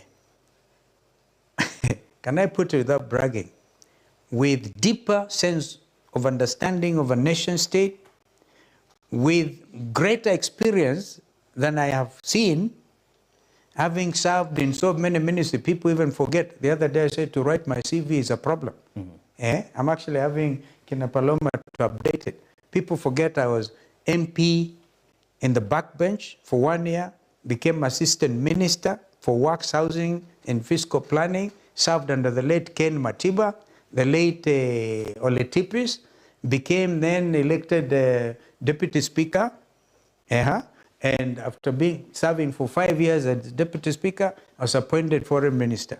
Twice, minister for environment, minister for education, when the teachers went on strike, by the way, because our late friend Kamodo and others had negotiated some deal with the teachers. People, Katumanga and the late Ambrose Andongo, Secretary General King, those were the real unionists. I tried to tell them, my friends coming from the world of diplomacy, I told them, we are in this thing together with the teachers. We either swim or sink together. And I'm sure we're going to agree on these terms. So lady teachers came demonstrating outside Jogo House, and my wife was working from the Treasury building, and she saw them demonstrating, chanting, minister with baby face, sink with the canoe, and not with teachers. I always remember that. I think it's in the book. And we'll talk about this as we wind it up. So yeah. So you say it's high time. You say so for me, therefore, if any of my colleagues can have a better profile, right? I think I'll be willing to say yeah. But if that is outstanding in itself, and somebody who has given perhaps higher sacrifice than me, and they are there, we will discuss.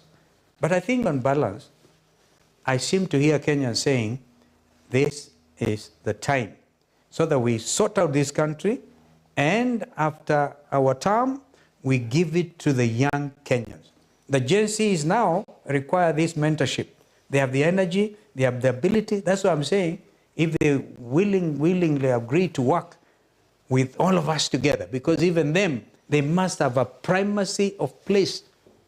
Primacy of place. You've touched on something that has been brought up by a comment audience on TikTok, and Yeah. I think this is, Pabi, you say, do you think it's high time Gen Z took over because you, the elderly, have been defeated to fulfill the promises? I think they should allow us to straighten the country and hand it over to them. We are not defeated. We have all the experience. We know the potholes. We know the tricks. We know this country. All we need to do is to have a leadership that will uphold the Constitution, first and foremost. And then enjoy the trust of the international community as well. Mm-hmm. I can tell you, I think with my experience in foreign relations, mistakes like are happening in the DRC. I'm getting to that. Yeah? I'll get to that. Will not happen. Respond to It's Me on TikTok. It's time we do away with all Moi orphans. Raila, Ruto, Uhuru, Gachagua, Kalonzo, Matiang'i, Weta, Madividi, etc. What do you say to that? Ruto himself is an orphan of Moi. Okay? Yes, he's actually mentioned. No, Ruto, no. Uhuru. You don't demonize Moi. Moi must be given credit. When I was Minister for Education, Moi gave me the responsibility to reform our education system, the 844 system, because Kenyan parents were arguing, Mark, no, our children are overworked and blah, blah, blah, because Moi had visited Japan, and that's why he came up with 844 system of education. I appointed the late Dr. David Koech as a chairperson of that task force. And they compiled a report, which is there, amazing, called The Ticket, all right? So look at the footprint of Moi in the education sector.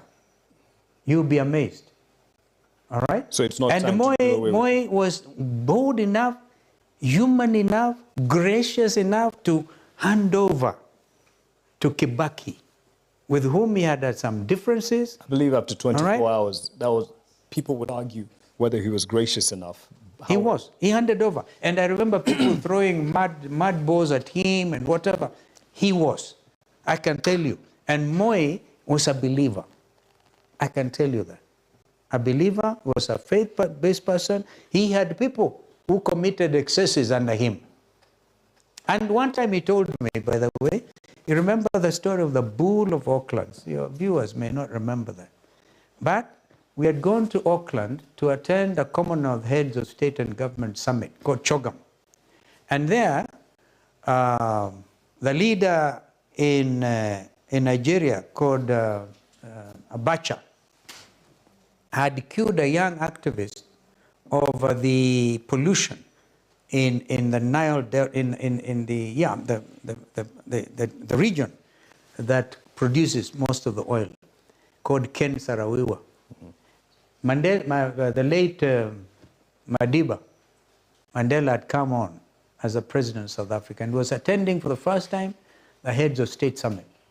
Then we had there with in our delegation the late Toto Man, Mheshimiwa Biwott, and people like Tony Ndilinge, and the story of the Bull of Auckland. I handled it so professionally. And to conclude the matter, a gentleman who was a foreign minister, later became Secretary General of the Commonwealth. I told him, I'm going to advise my president to leave this summit. Oh, that terrified them.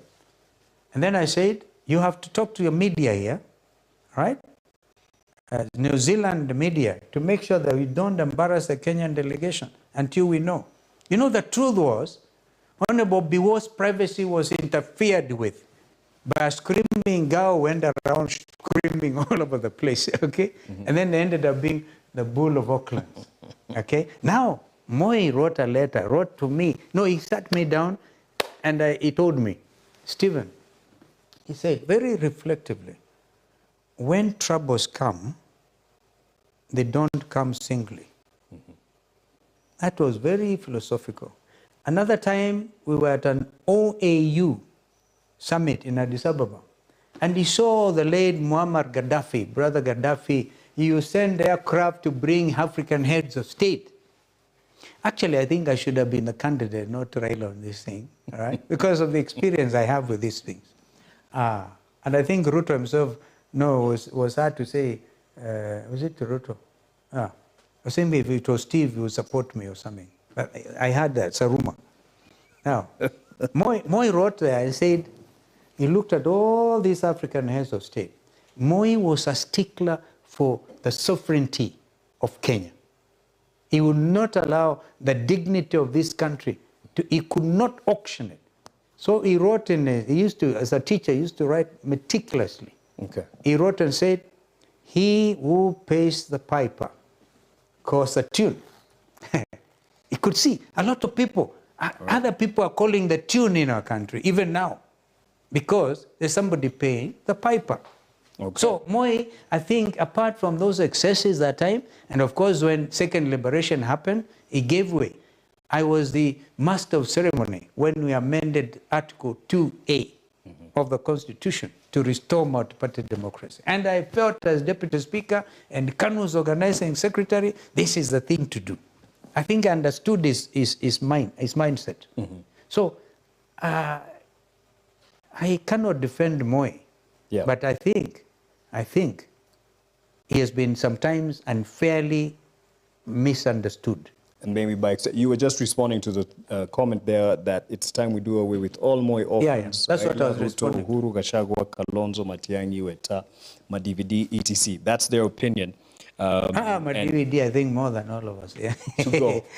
Now that he's siding with Kalonzo, with Ruto. Madividi was Moi's son, I think. Very close. Very close. Yeah, he was brought up. I mean, his father dies, and then he's picked from somewhere. He was a quantity, some surveyor with some, I think, some quantity survey farm, and he's made the youngest minister and given ministry straight away.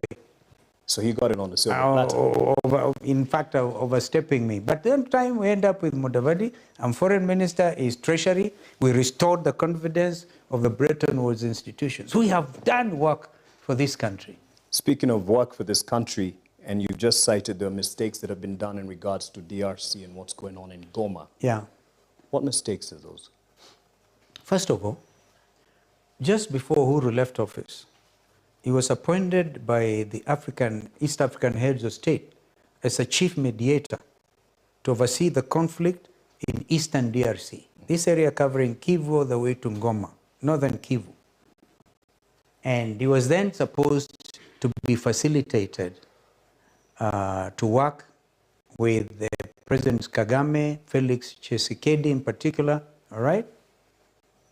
And he went with, I think he took his responsibility very seriously, because I think the one time he called people to Nairobi in Safari Park and other places followed that. But what happens after William Ruto takes over? The first thing he does is to make sure that, because the host country, where former President Uhuru came from, should have supported his mission. The first thing is, don't support Uhuru, we want him out. Remember, there was a lot of bad blood, which seems to have improved only recently. A lot of bad blood, including taking over Uhuru's party, Jubilee, and Ruto claiming, this is my party. I made Jubilee what it is. Now, he's forgotten he's also UDA. You cannot have two parties. You can only belong to one. But so he believes UDA, Niake, and Jubilee up to now. But I think now he has let go, thanks to the visit he made to Ishaweri. He realized, these things could have been done differently. But back to DRC, when Uhuru realized he couldn't operate, of course, countries of SADC, hostilities were growing, and Angola took over the responsibility. I remember last time Uhuru, I tried to get him, he was in Luanda, saying he's just there as an observer. And SADC countries took over. Remember, there was an East African force. Yes. And eventually it was disbanded. Okay? I don't know, misconduct or whatever it was. So that situation was badly handled. Now, one time, Uhuru sent me as a special envoy to go and put together Felix Tshisekedi and Kabila, because Kabila had left office, but was I was afraid of what is happening here. And so here in Nairobi at the Serena Hotel, Felix Tshisekedi had come in here, Uhuru embraced him, and then, of course, you need friends everywhere. So he ends up being the president, but with a minority in parliament. That's why I went in now to work on that coalition. That's why I find it easy. I mean, we can do coalition in Congo, we can do it here at home. So with Kabila and Kagame, with Tshisekedi and Kagame, they formed. What should be done? What should Ruto do? You know, there must still be an element of Kabila, because that coalition eventually collapsed. But in the meantime, I remember when now Uhuru went in for the swearing-in ceremony of Tshisekedi, I was in Kinshasa waiting for him. I think, in fact, Raila and him flew in together from Mombasa. He was the only African head of state in attendance at that swearing-in ceremony. Across the river Congo, the huge river Congo, is Congo-Brazzaville. The president then didn't even come.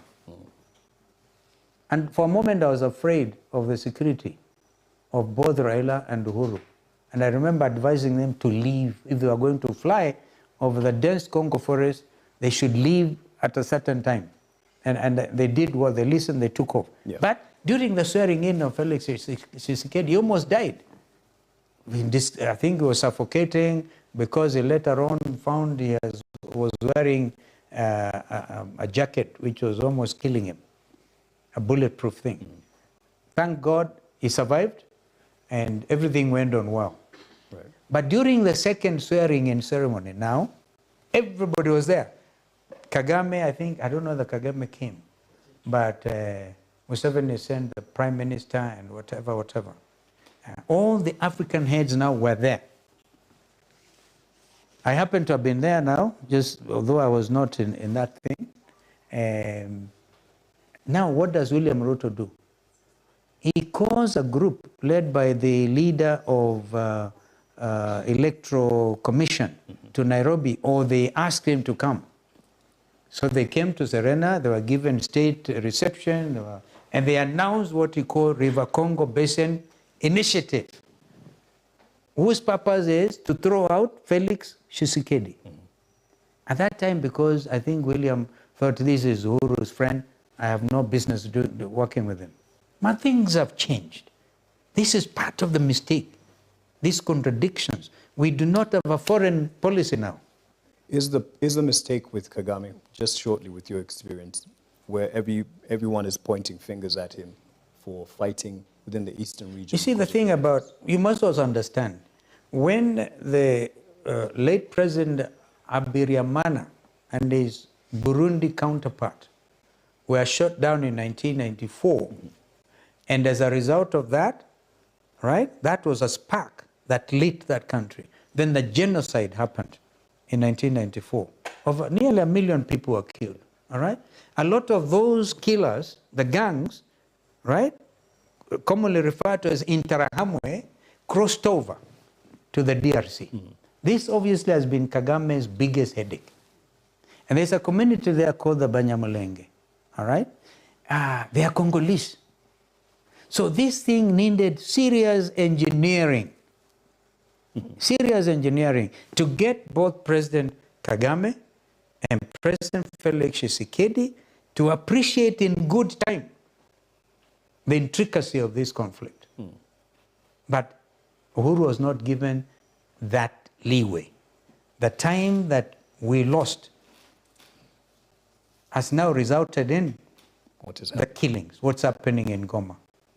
And I cannot really, I must lay blame on this. Now, William Ruto is the current chair of East African Community, now complete even with Somalia. Yes. A gentleman who was the Secretary General of East African Community, Ambassador Peter Mathuki, who used to be Secretary General of Wiper Democratic Movement. That party, by the way, is old. It's not very young party. It has had the 3 secretaries general, I think 4. The first one was Mutula Kilonzo. Then after that, I think Hassan Omar, Ambassador Judy Sijeni, now Shakil Abdallah and others. Now, Peter Mathuki, William Ruto realizing this was Secretary General, a chama ya Wiper, obviously decided he must go. To make it worse, he was an appointee of Uhuru Kenyatta. So Peter Mathuki, I don't even know where he is. He's ambassador somewhere. I think he's now ambassador in Moscow because he had to be thrown out, taken out of the secretary. This is a man who brought DRC Congo on instructions of Uhuru Kenyatta to make DRC Congo a member of East African Community. Right. And the biggest expansion was under Mathuki. He brought in Somalia as well in order to guarantee regional peace and security. If I had time, I'll talk to you about a lot about So Somalia. you're saying the escalation there and some of the problems we're facing are based on Ruto settling scores with Uhuru. Indeed, absolutely. And that's why we have the Yes. complications. Absolutely. Clawed back on the gains. Yeah, absolutely. DRC. Partly, there must be, of course, other issues. Of course. There must be other issues. But to me, that stands out. Okay. Because Uhuru was not given the opportunity to deliver on that very crucial mandate. Okay. Internationally, we're at an interesting time, especially now with the new Trump administration. Just the other day, former President Uhuru Kenyatta said, why are you guys crying when funding is being held back, when you are meant to be making measures to prioritize for your own nation? Trump is prioritizing for Americans, his taxpayers. What do you say to that? I think the context, I have not spoken to Uhuru since they made that statement, but I think he was also making a parallel. Yeah. That look at the arms, the expenditure on buying arms to kill each other, like in the Eastern DRC. That amount, if that money was taken and was dedicated to buy antiretrovirals to deal with HIV and other things, don't you think we could make a difference, even out of internally generated resources? Yes. So it's a wake-up call because Trump said, America first. Yes. America first. And I'm happy he has reversed that thing because a lot of suffering patients all over the world, I think, made him reverse that executive order. But what stance do you feel, or at least how should the outlook for Ruto be? Because under Biden's administration, you would say he had a lot of favor. I mean, he had a state visit to the United States. Yeah. They had Was really pampered, What literally. relationship? Pampered, you say? Was pampered by Biden.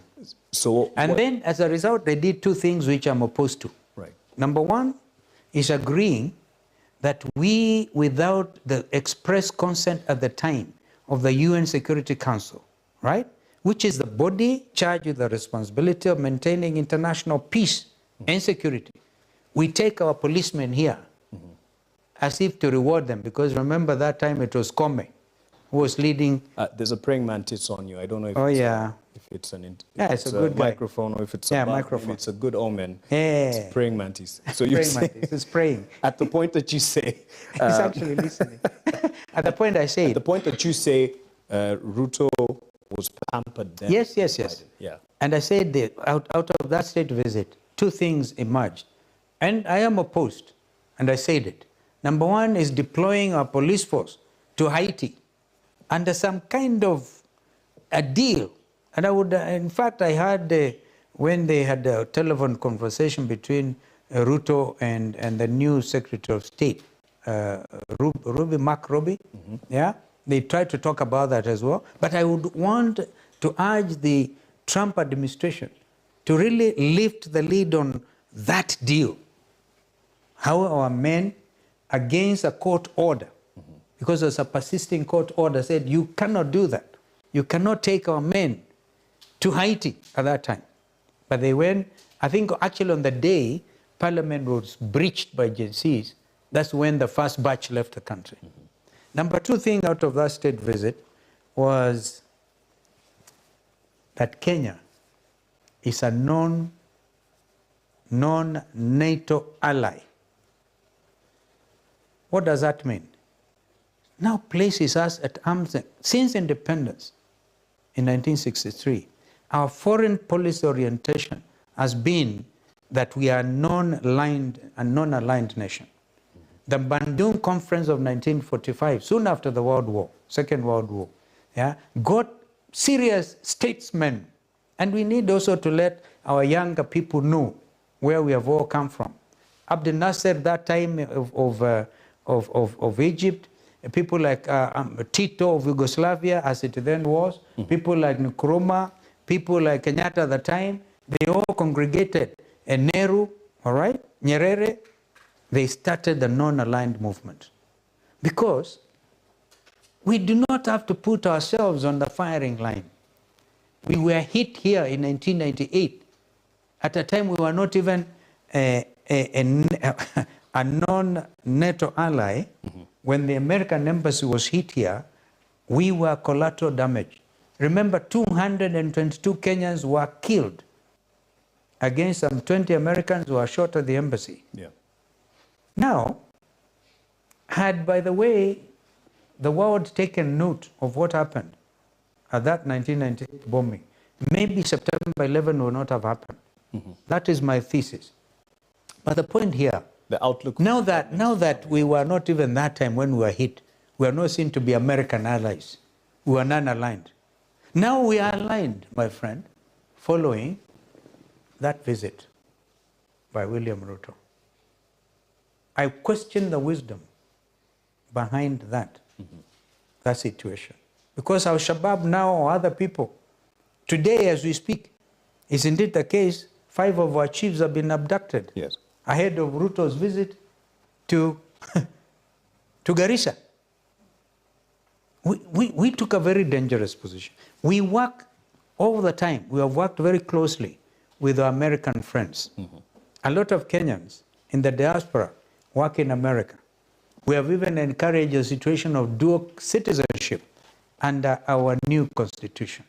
We are best friends from the days of the airlift organized by the late Tom Joseph Mboya and the Kennedys. Robert Kennedy, right, was brother to President Kennedy that time. Remember, in order to capacity build, our first team of leaders were trained in America. Therefore, the ties between Kenya and the United States are very solid.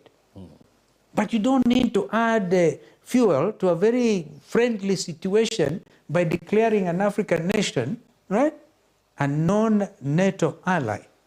By the way, I don't know which other country. And if, by the way, if Raila was to lose this chairmanship, I'll blame that decision as well. And this, you're talking about many things that you have done in the space of the Foreign Affairs Ministry, your political office, which is in this book right here that you want to relaunch.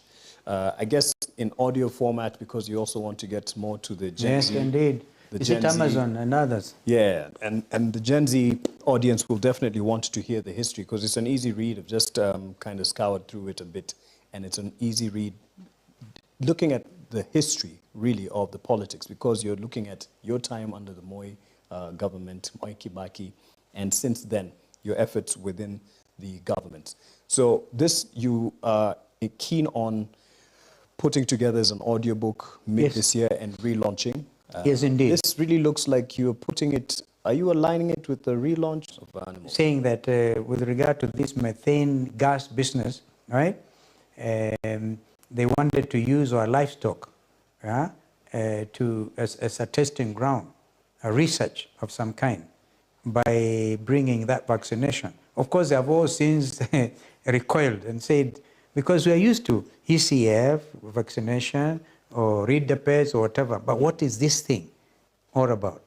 Now, when I talked about that, my good friend William, because we are still good friends, by the way, our children are very good friends, so with each other. Yeah. So, and the one time when during ICC, William Ruto used to say, Steve, continue being our big brother. I think he has since forgotten.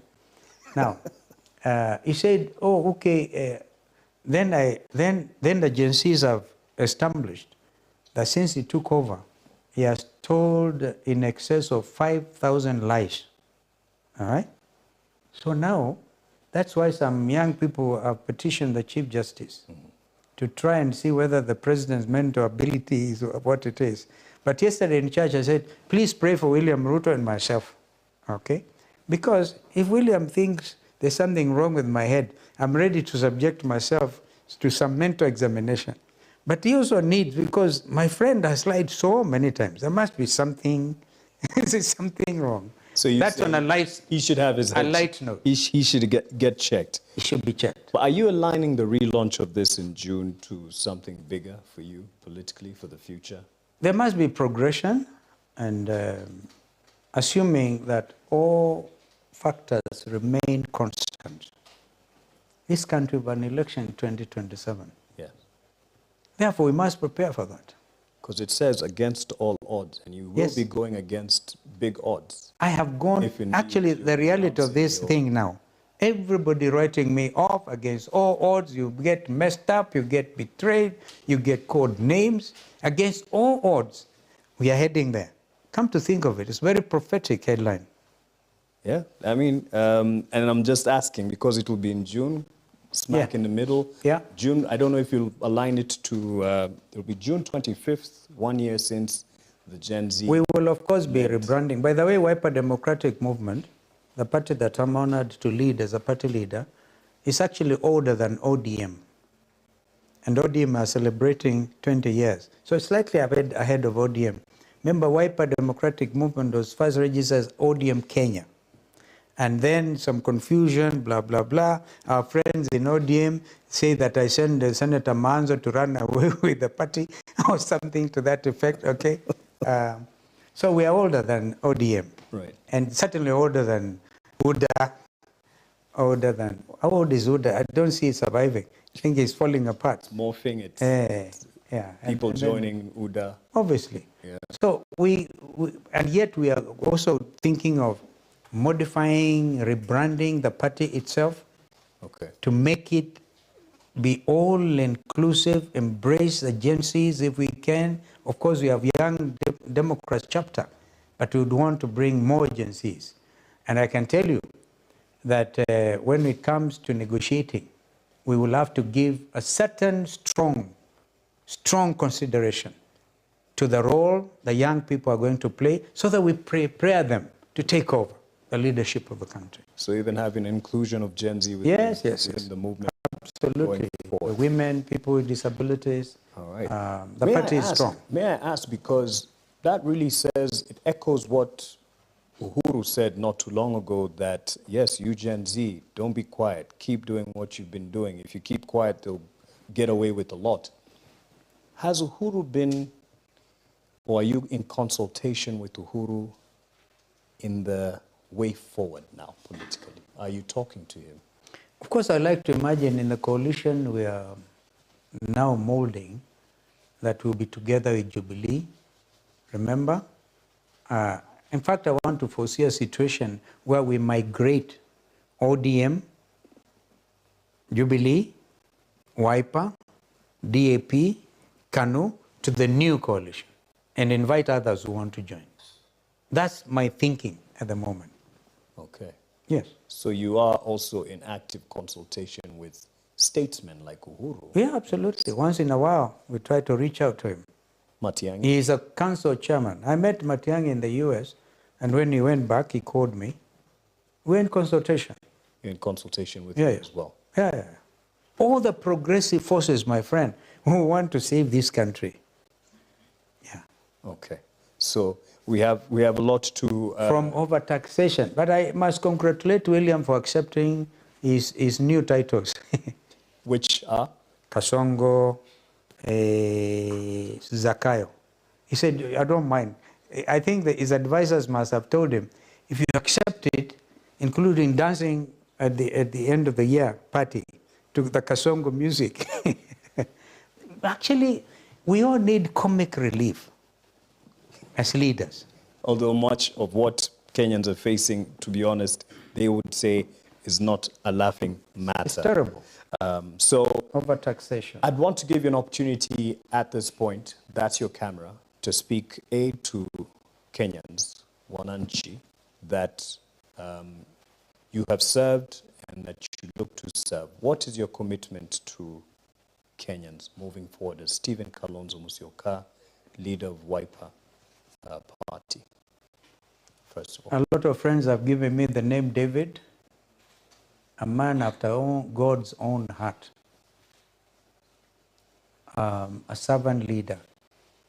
I want to urge my countrymen to always keep hope alive. We're all going through plenty of challenges: unemployment, lack of food on the table. In fact, this year alone promises to be very hard from the kind of weather predictions we are seeing. People can't afford school fees, university fees. I want to urge them to be reflective at this particular time and to know that their freedoms are guaranteed under Constitution 2010. If there's ever a good heritage document that Kibaki gave this country, it was Constitution 2010. It is not a perfect document.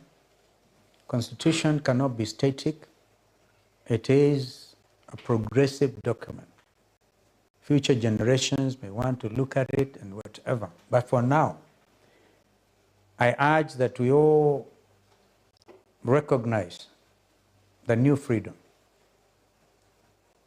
I think that the 25th of June, I said that in my earlier presentation, marks a milestone of a new Kenya. We should celebrate June 25th as the birth of a new Kenya. We've talked about the liberation of course, independence in 1963, and second liberation of the champions who did that, the Young Turks and others, and the third liberation, which we've been talking about. But all of that now gets subsumed into what I'm calling a new Kenya. And we have all to relate to that situation as parents, as young people, and allow the Gen Zs also to be mentored, to continue to correct. The next election should not be stealable, if that is the correct English. Nobody should be allowed to steal the next election, because this is where the rain always beats us. People troop to polling stations, and at the end of the day, their vote does not seem to count. There was a clear 8 million of us who did not vote in 2022, particularly the middle class. These are the Kenyans who are suffering the weight of a meaningless payslip, who can't feed their families. The wake-up call is there now. We all come up, say no to overtaxation, say no to abductions, say no to stealing of our resources. This is a time for us Kenyans to re-emerge as a serious nation. And we'll be able to educate our children, we'll be able to hand over to future generations. That's my message. Therefore, keep hope alive. Keep hope alive. Yes. Titus Mwangi says in the comments, among many other comments, Kalonzo toa Kasongo 2027. Kalonzo in, Kasongo out. So on that point, I'd also like to give you, and earlier you said you didn't know about it, but as he calls you big brother, that is William Samoei Ruto, what is your message to him? Well, William, you know, we know each other. I think we should, both of us, be guided by the fact that we love this country more than ourselves. Prepare to leave office in a fair, democratic election. Allow due process. Allow the constitutional institutions to thrive. Do not dismantle. Nothing personal. All there is the love of our country. So that you and I and others will bequeath our future generations with a functioning democracy, not a dictatorship.